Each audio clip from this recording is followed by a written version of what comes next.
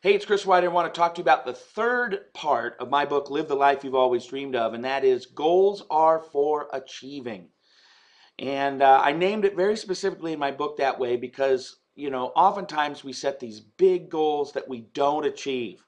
And the key to setting goals is to set goals that are achievable. And so, a couple points on goal setting. Number one, set goals. Set out what you want to achieve. It might be how much weight you want to lose, might be you want to cut smoking, might be that you want to earn a certain amount of money, it might be that you want to grow your business to a certain size. Whatever the goal is, at least set the goal. Now there's debate about whether you should write them down or not. Go ahead and write them down. Write them down, put them somewhere where you can see them, put them down where you can have them regularly, that you can go back to and go, oh yeah, that's what I'm aiming for. Secondly, tell other people about your goals, because what that does, it creates an accountability, because people will say then, when they see you in a couple of weeks, they'll say, hey, how's that thing going? Oh, yeah, yeah, yeah. And there's sort of some built-in accountability for it.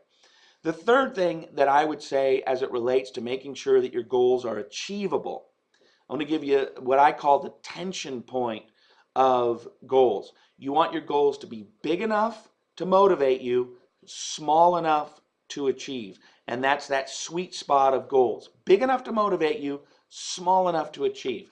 Let me give you an example. Let's say that you want to lose weight. You say, I want to lose 75 pounds. Maybe you're 75 pounds overweight. You say, I want to lose 75 pounds. Now, that's a big goal, and it's a great goal. Now, if you make it really small by saying, I want to lose 75 pounds in 5 years, that's just too small. It's not going to push you enough. It's not going to stretch you enough. And so what's going to happen is you're not going to be able to achieve it. You're going to put it off. You're going to probably put it off to the last 9 months, and then you go, oh, I got 9 months left in my 5 years. Now I got to lose the 75 pounds. Now, so you want to make it big enough to motivate you. So the motivation is the 75 pounds, but you want to make it small enough to achieve. So you want to make this something achievable. And so that brings me to the second point, and that is you don't want to say, I'm going to lose 75 pounds in a month. You can't achieve that. At least you can't achieve that healthily.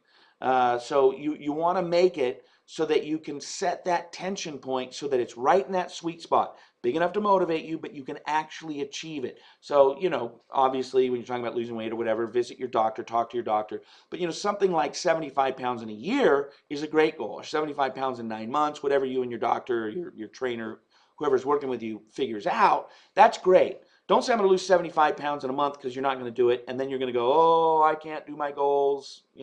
Why did I even set this goal? You're not going to achieve it. So you want to make it achievable. Now, the other thing is if you said, oh, I'm going to lose 5 pounds in a year. Well, that's not big enough to motivate you. You can lose 5 pounds in a month.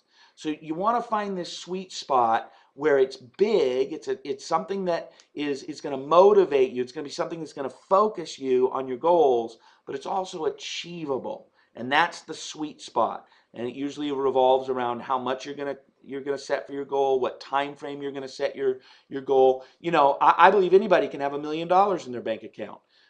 You might not be able to get $1 million in the next year, but you could maybe put $20,000 away in the next year. And then if you do that the next year and the next year and the next year, and you get it into an investment vehicle or whatever, you might be able to put away $1 million in 10 or 20 years, depending upon your financial situation.